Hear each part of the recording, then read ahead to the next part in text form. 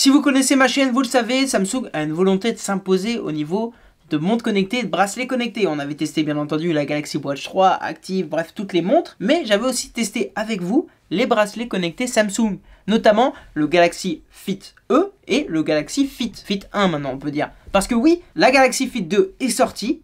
Je l'ai testé pendant plusieurs semaines. Ce bracelet est disponible à 59 €. Quelles sont ses fonctionnalités? Est-il précis en matière de sport? Vaut-il ces 59 €? C'est ce que nous allons voir dans cette vidéo.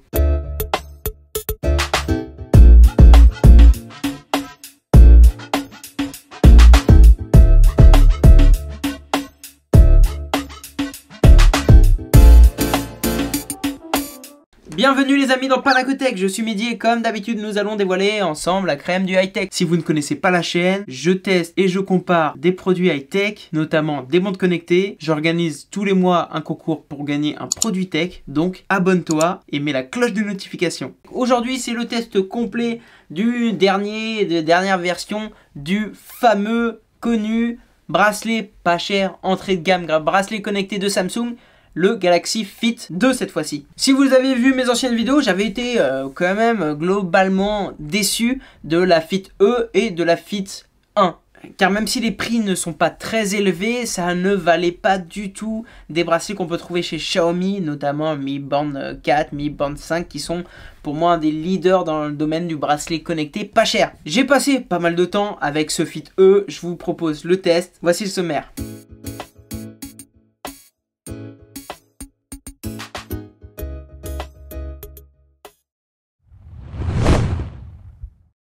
Commençons par explorer un petit peu le design de cette Galaxy Fit 2. Je sais pas si vous avez connu la Fit E et la Fit 1, enfin je sais pas comment l'appeler, mais on va dire la Fit numéro 1, mais on a quand même quelques différences au niveau du design. Je vous proposerai une vidéo comparative des trois, surtout de la Fit 2 et de la Fit 1, surtout que encore actuellement, dans les endroits chez les revendeurs, la Fit 1 est à 99 € alors que la Fit 2 est à 59 €. Donc ça serait intéressant de voir est-ce qu'il y a vraiment des améliorations à la Fit 2. Bref, au niveau du design, on a le design assez classique de bracelet connecté qui habille parfaitement le poignet. C'est pas un bracelet connecté avec un écran incurvé comme on pourrait trouver sur le Gear, comme on pourrait trouver aussi chez Amazfit, mais Amazfit, pardon, bref, moi je dirais toujours Amazfit. Chez Amazfit, on a un corps composé vraiment principalement de silicone, on n'a plus les petites parties métalliques qu'on pouvait trouver sur les anciennes éditions. Le cadran est composé d'un bouton ici inclus, voilà, dans le cadran, que l'on voit un petit peu, je sais pas si vous voyez, bref, c'est un bouton tactile qui est ici en bas de l'écran, et on a bien entendu cet écran de 1.1 pouces intégrant la technologie AMOLED. C'est un écran assez sympa, assez plaisant, les couleurs sont bons, les contrastes sont bons, le tactile répond grosso modo très bien. Voilà, il n'y a rien à dire là-dessus. Au niveau des dimensions, le cadran mesure 46,6 de longueur, 18,6 de largeur et 11,1 mm d'épaisseur, avec une petite épaisseur en plus pour le cardio fréquence mètre. C'est plutôt un design, comme je vous disais, assez basique au niveau des bracelets connectés. Vous ne serez pas sur une nouveauté, mais c'est ce qu'on cherche lorsqu'on cherche ce genre de produit. Le bracelet n'est pas un bracelet que l'on peut attacher ou détacher. Il est possible d'enlever complètement l'écran. On peut peut-être imaginer qu'on peut s'en servir comme un tracker, un podomètre, un tracker d'activité. Et pour ce qui est du coup du bracelet, il est solidaire avec le corps en silicone qui contourne l'écran. On a aussi une nouvelle technologie d'accroche. Je suis pas totalement fan, mais en gros on positionne comme ça le bracelet, on active, on accroche et après on le refait passer en dessous comme ça. On peut donc imaginer trouver plusieurs bracelets, plusieurs corps pour ce Galaxy Fit 2 avec différentes couleurs afin de l'habiller en fonction de nos styles. Ça c'est plutôt bien pensé, on n'avait pas ce système sur les anciennes éditions. À l'arrière on retrouve le cardio fréquence mètre et la petite insert pour le chargeur. C'est un cardio fréquence mètre assez basique, en même temps vu le prix, mais on parlera bien entendu de sa précision dans la rubrique sport du test. Voilà pour le design, grosso modo basique, sans plus, avec cette petite nouveauté au niveau du corps et du bracelet en silicone. Voyons maintenant les caractéristiques techniques. Parlons des caractéristiques techniques de ce bracelet. Tout d'abord, on a un bracelet qui est étanche avec la certification 5 ATM. il va nous permettre du coup d'effectuer des activités nautiques, on le verra après avec. Au niveau des connectivités, on a un bracelet Bluetooth avec le Bluetooth 5.1, une mémoire vive de 32 MO, un accéléromètre, un gyroscope. C'est sous le système d'exploitation FreeRTOS. On a bien entendu dessus les vibrations, on va voir quelques fonctionnalités qui vont nous permettre de contrôler la musique, etc. On va le voir après. Et la nouveauté qui est surtout mise en avant sur ce nouveau modèle, c'est l'autonomie. On a une batterie de 159 mAh qui nous promet d'avoir une autonomie jusqu'à, écoutez bien, 2 semaines, 15 jours en usage basique et jusqu'à 21 jours en usage restreint. Mais bon, ça, moi, l'usage restreint, ça m'intéresse pas. Donc, on a une autonomie jusqu'à 2 semaines. On verra dans la rubrique autonomie jusqu'à où je suis allé. Voilà pour les petites caractéristiques techniques. Maintenant, passons aux fonctionnalités.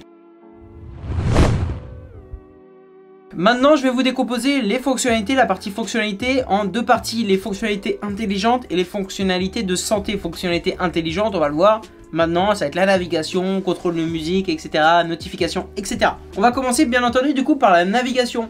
On se retrouve sur notre cadran principal. De ce cadran principal, il va être simplement, on n'a pas de bouton sur le côté, on n'a pas de, voilà, de lunettes rotatives ou autre. Il sera simplement possible de naviguer en swipant. On va pouvoir swiper de haut en bas pour aller au raccourci. On aura la luminosité, mais on aura aussi, hop, la possibilité de mettre du son de vibration, de mettre sans vibration ou avec vibration, de verrouiller l'écran pour s'il y a de l'eau, et d'activer ou non le mode nuit. Ensuite, on n'aura pas de swipe de bas en haut, on aura simplement un swipe de droite à gauche ou de gauche à droite, ça va revenir même parce que c'est une boucle. Donc lorsque je vais aller de droite à gauche, je vais avoir mes informations de journée avec mon nombre de pas, mon rythme cardiaque et mon taux de sommeil. Je vais pouvoir, en continuant de swiper, lancer une activité, lancer une mesure de stress, ajouter ma position de stress, voir la météo, lancer un chronomètre ou un minuteur, voir l'option, la fonctionnalité lavage de main, on va en parler, et aller aux notifications.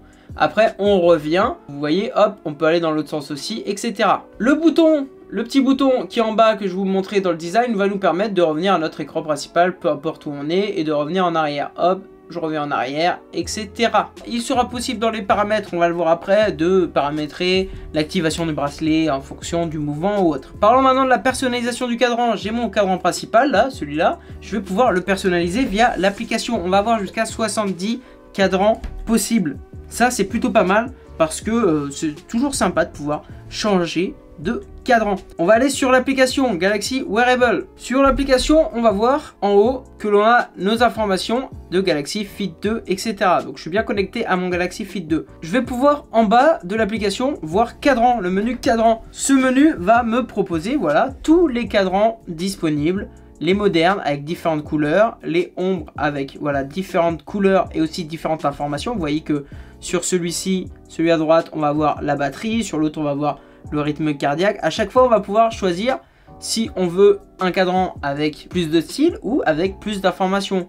Moi, par exemple, j'aimerais un petit cadran là avec à la fois le rythme cardiaque, à la fois la batterie et à la fois le nombre de pas. Après, vous en avez un petit peu d'autres, plus stylish, comme on pourrait dire. Voilà, j'ai choisi mon cadran et il se met directement sur la montre. On va pouvoir du coup choisir entre ces différents cadrans. C'est plutôt sympa. Parlons maintenant des notifications. On l'avait entreaperçu à gauche. Je vais pouvoir avoir des notifications de messages, d'applications.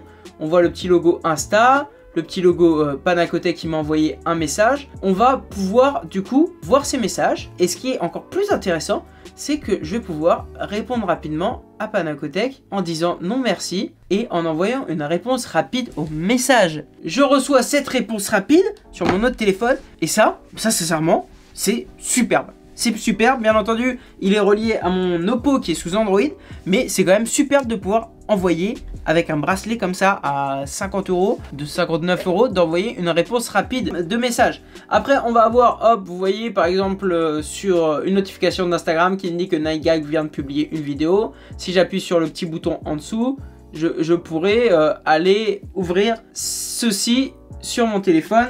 Et ça va directement m'ouvrir Instagram. On va pouvoir aller ensuite sur le téléphone, dans Accueil, pour pouvoir gérer ces notifications. On va pouvoir aller dans Notifications, voir qu'est-ce qui nous enverra des notifications, les messages, Google, Instagram. On a la possibilité vraiment de mettre toutes les notifications qu'on veut de toutes les applications. C'est assez sympa. Ensuite, on pourra bien entendu supprimer toutes ces notifications. On a vu les notifications, on a vu qu'on pouvait faire des réponses rapides aux SMS. Ça m'amène du coup à la fonctionnalité appel SMS. Comment est-elle gérée sur ce bracelet? Lorsque je vais recevoir un appel, voilà, il va s'afficher sur mon bracelet bien entendu et je vais pouvoir simplement raccrocher. Je ne pourrai pas décrocher sur mon téléphone ou autre. Je vais pouvoir simplement raccrocher l'appel. Pour ce qui est des SMS, on l'a un petit peu évoqué, ça va nous être indiqué hop sur le bracelet. On va pouvoir du coup arriver sur le SMS, ça va nous l'afficher et on va pouvoir du coup voir presque, je dis presque l'intégralité du SMS. On a quand même, hop, regardez, beaucoup d'informations sur le SMS mais à la fin il est tronqué. Donc on va ne pas pouvoir voir l'intégralité du SMS. Après, il sera possible, comme je vous le disais, d'envoyer une réponse rapide. Ça, c'est plutôt pas mal. Ces réponses rapides vont être paramétrables dans notifications. On va aller dans réponses rapides. On va en avoir déjà. Et on va pouvoir en ajouter en personnalisant ce qui sera ajouté à notre montre. Je trouve vraiment, je le répète, que pour une montre à 59 €, c'est vraiment sympa d'avoir cette option réponse rapide au SMS. Il n'y a bien entendu pas de micro, pas de haut-parleur, donc on ne pourra pas répondre aux SMS vocalement. Pour ce qui est des autres fonctionnalités montres intelligentes, on va pouvoir aller les ajouter directement via l'application aussi. On va pouvoir avoir, je vais vous montrer la musique, hop, je vous les ajoute tous. Il faut bien entendu aller les ajouter parce que certaines ne sont pas directement incluses. Du coup, on va pouvoir, concernant la musique, pouvoir mettre pause, pouvoir changer de musique, suivant, précédent, et augmenter le son directement depuis le bracelet sur notre téléphone. Il ne sera pas possible de connecter des écouteurs directement sur la montre, ça va vraiment permettre juste de télécommande. Autre fonctionnalité intelligente, on va avoir la météo qui va nous permettre d'avoir en un coup d'œil les prévisions météorologiques et surtout la météo de notre ville, enfin de la localisation du téléphone. Bien entendu, il faut être connecté en Bluetooth avec le téléphone. Pour finir, on aura bien entendu le chronomètre et le minuteur. Voilà pour ce qui est des fonctionnalités intelligentes. Maintenant, on va passer aux fonctionnalités de santé.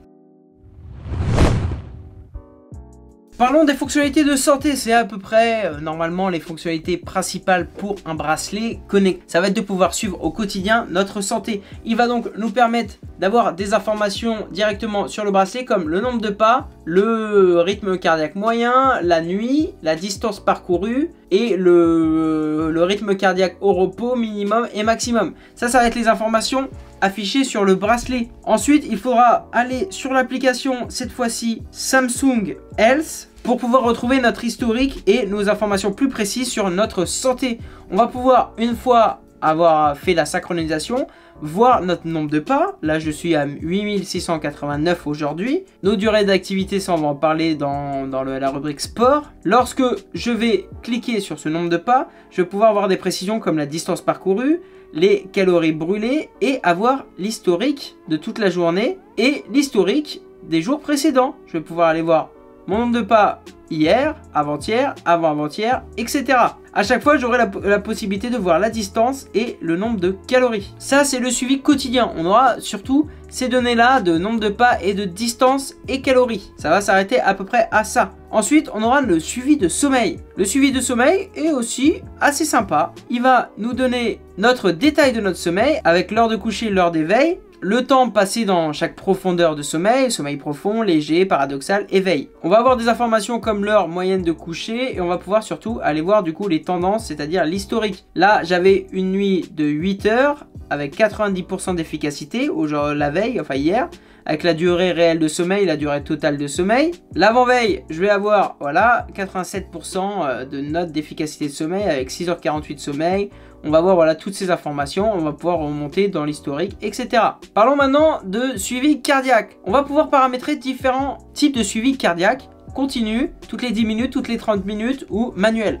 Ça se passe dans les paramètres. Ensuite, une fois que ça c'est paramétré, on va pouvoir aller dans fréquence cardiaque et on aura notre tendance de fréquence cardiaque. Vous voyez, avec les prises sur la journée, c'est des petits points prises. Moi, j'avais mis toutes les 30 minutes pour ce test d'autonomie. Ça me faisait à 23h, 23h30, 22h, etc. Et j'avais essayé aussi toutes les 10 minutes. C'est un suivi cardiaque intéressant et qui globalement, en suivi quotidien de fréquence cardiaque, est correct. Continuons avec les applications un petit peu de santé secondaire. Il va être possible de lancer des petites applications comme le stress. Ça va nous permettre de mesurer notre niveau de stress et de nous envoyer des alertes en fonction de notre niveau de stress. Ça va être calculé sur notre rythme cardiaque au repos parce qu'il sait que je ne fais pas de sport. Tout à l'heure, ça m'a envoyé une petite alerte parce qu'il disait que j'avais l'air stressé. Oui, j'avais l'air vraiment stressé, pas stressé, mais j'étais énervé. Ces mesures de stress sont bien entendu après visibles dans les petits widgets là de l'application. Dans stress, on va avoir notre niveau de stress avec notre tendance, etc. Il nous propose aussi de faire des exercices de respiration via l'application, mais on n'aura pas directement ces exercices de respiration sur le bracelet. C'est pas très grave, mais bon, c'est un point à souligner parce que maintenant on le retrouve à peu près partout. Pour finir, on va voir ce petit rappel de se laver les mains qui nous permet de lancer un chronomètre pour se laver les mains afin d'être sûr de bien se laver les mains en fonction des recommandations, etc. C'est une petite application qui est intéressante au vu de la situation sanitaire actuelle. Voilà pour ce qui est des fonctionnalités santé. Maintenant, on va s'intéresser aux fonctionnalités sportives, au suivi sportif. On va parler du suivi sportif, ça va être assez simple, assez rapide, hein. On est sur un bracelet connecté, on n'aura pas la possibilité de charger des itinéraires GPX ou autre. On va pouvoir du coup lancer une activité sportive, hop, en allant ici. On va pouvoir choisir entre marche, course, vélo, natation, autre entraînement et on va pouvoir personnaliser en allant sur notre téléphone, personnaliser les sports que l'on veut ajouter ou enlever au bracelet. Là, c'est les sports qui sont sur mon bracelet, je vais pouvoir en ajouter d'autres. Vous voyez, il y en a quand même pas mal. Une bonne liste, je pense qu'il y en a presque plus de 50, j'ai la flemme de compter, mais il y en a au moins plus de 50 avec du yoga, etc. etc. Une fois le sport sélectionné, on va pouvoir démarrer. Ça démarre le sport, ça va nous indiquer si on est bien, voilà, en haut là, en GPS, c'est-à-dire si on est bien connecté à notre téléphone, on a bien activé la localisation pour avoir un suivi GPS. Ça va nous indiquer le temps, l'allure, voilà, le rythme cardiaque et toutes les informations basiques, assez basiques de suivi. Après, on appuie sur le bouton pour arrêter, on termine, c'est réglé. En fonction de l'activité qu'on va faire, on va voir différentes informations. Par exemple, là, j'ai lancé natation. On voit déjà que l'écran est verrouillé pour être verrouillé en fonction des gouttes d'eau. Et qu'on va avoir des informations comme les calories. Et hop, si je déverrouille pour vous montrer, on va avoir des informations comme le nombre de mètres, etc. Ensuite, on va retrouver les informations concernant cette activité physique directement sur l'application Samsung Health. C'est ce qui va nous intéresser pour évaluer après la précision cardiaque. On va retrouver du coup notre historique, cette semaine, la semaine passée, etc. Je vais pouvoir aller par exemple hop sur cette course à pied qui va me donner le temps, le nombre de kilomètres, l'allure, la fréquence cardiaque, les indications de cadence, de rythme, etc. On va avoir, comme je vous le disais, la possibilité de connecter notre activité physique à un GPS, au GPS du téléphone. C'est ce que j'ai fait. On va voir ce suivi GPS via le bracelet et le Bluetooth pour le téléphone, mais on n'aura pas la map, vous voyez, on n'aura pas une carte qui va nous montrer notre parcours. On aura juste l'information des kilomètres et de l'allure qui sera pris grâce au GPS. Est-ce que la carte est fondamentale pour vous? Je ne sais pas. Moi j'aime bien parce que c'est rigolo de voir sur la carte les moments où on a été les plus rapides ou autres. Mais bon, on retrouve toutes ces informations là, on retrouve voilà les fractions, etc. Globalement, c'est assez complet au niveau des informations. Ça conviendra à la plupart des sportifs non professionnels bien entendu, mais des sportifs que vous êtes sûrement en cherchant un bracelet comme ça.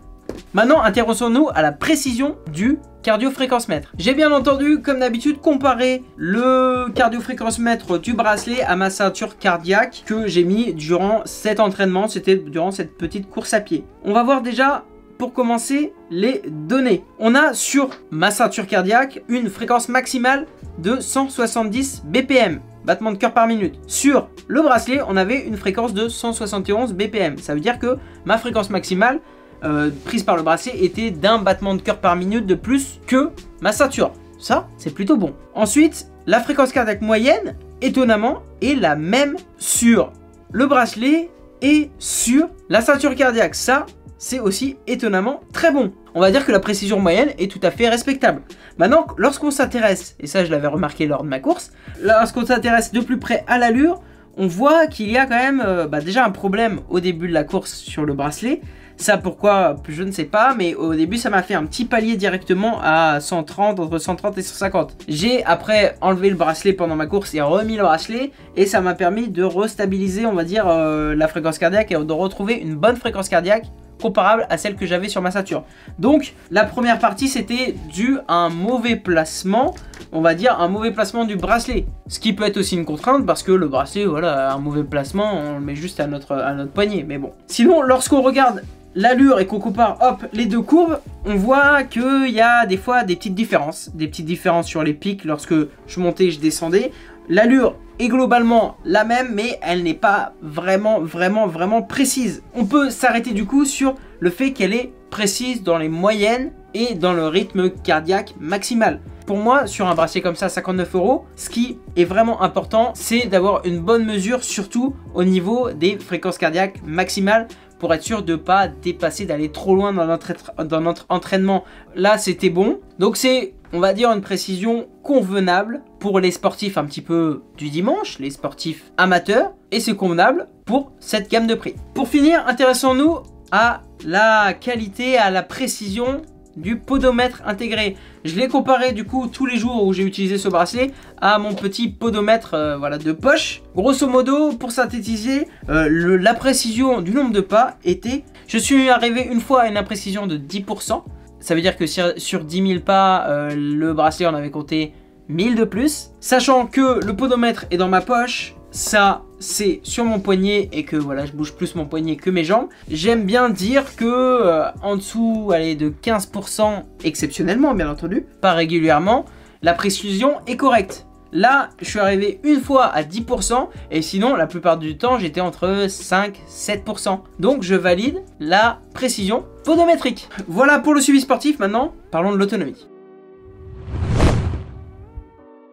C'est une grande nouveauté, c'est ce qui a été mis en avant par Samsung, c'est cette autonomie jusqu'à 21 jours de 2 semaines en usage basique. J'ai vu quand même la différence d'autonomie par rapport au modèle précédent. Je suis pas arrivé à 21 jours parce que en usage restreint, je trouve ça dommage d'avoir un usage restreint, surtout sur un bracelet. Mais avec mon usage basique, je suis arrivé une fois à 12 jours. Lorsqu'on me dit 15 jours, souvent je me dis, allez, ça va faire 9-10 jours. Et je suis arrivé une fois à 12 jours, une fois à 10 jours et une fois à 11 jours. J'ai pas fait des activités physiques tous les jours, mais je pense, grosso modo, pouvoir vous dire qu'il tiendra entre une semaine et 10 jours facilement. Parlons maintenant de mes points positifs et mes points négatifs.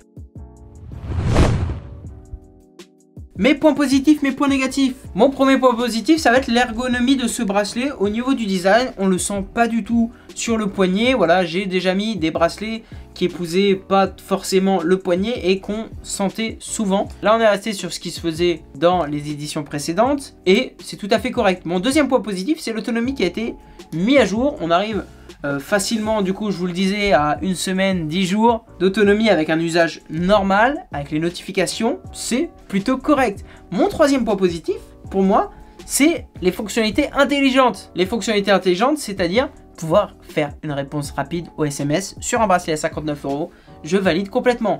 Parlons maintenant des points négatifs. Mon premier point négatif, vous l'aurez compris, c'est la précision au niveau du sport.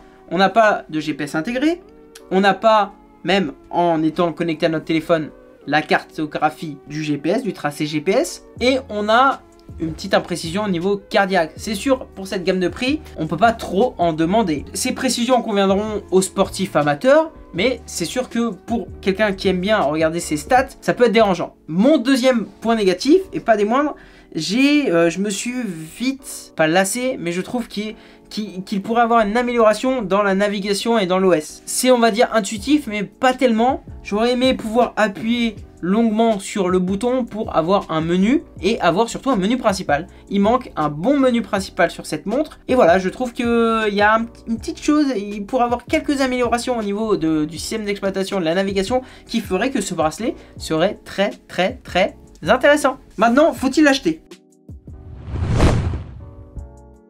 La question maintenant c'est, faut-il l'acheter à 59 €? Je vous avais de mémoire déconseillé quand même le Fit 1 et le Fit E, surtout qu'ils n'arrivaient vraiment pas à suivre, je crois, au niveau de la fréquence cardiaque de mémoire. Après, je teste tellement de choses que je me souviens pas, il faudrait revoir mes tests. Mais celui-ci, j'ai été agréablement surpris. Je partais avec des a priori sur je vais tester un bracelet qui va pas être top, etc.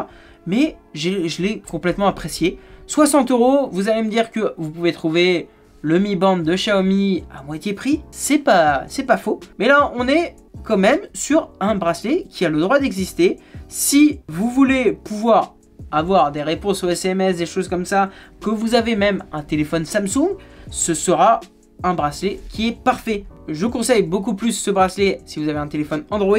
Je me rappelle que je vous avais dit sur le Fit E et le Fit 1 qu'il n'était pas compatible avec l'iPhone. Il y en a qui m'ont dit mais si c'est compatible, etc. C'est juste parce que sur la boîte c'est écrit que c'est pas compatible avec l'iPhone. C'est que sur iPhone on va pas passer par l'application Samsung Galaxy Watch. Il va falloir télécharger l'application Samsung Galaxy Fit. Mais là du coup on va perdre des fonctionnalités comme la réponse rapide, etc. La personnalisation, etc. Je vous conseillerais plus si vous avez un iPhone d'aller sur un autre modèle, notamment sur un Mi Band 5 ou un Amazfit Band 5, etc. Mais on en reparlera dans mon classement des meilleurs bracelets connectés pour iOS et les meilleurs bracelets pour Android. Voilà les amis, j'espère que vous avez apprécié cette vidéo. Si oui, lâchez un pouce bleu. En attendant la prochaine vidéo, montre connectée, bracelet connecté. Vivez à fond, vivez high-tech. N'oubliez surtout pas, pour soutenir la chaîne, hop, de s'abonner, d'activer la petite cloche de notification. Merci et à bientôt sur ma chaîne.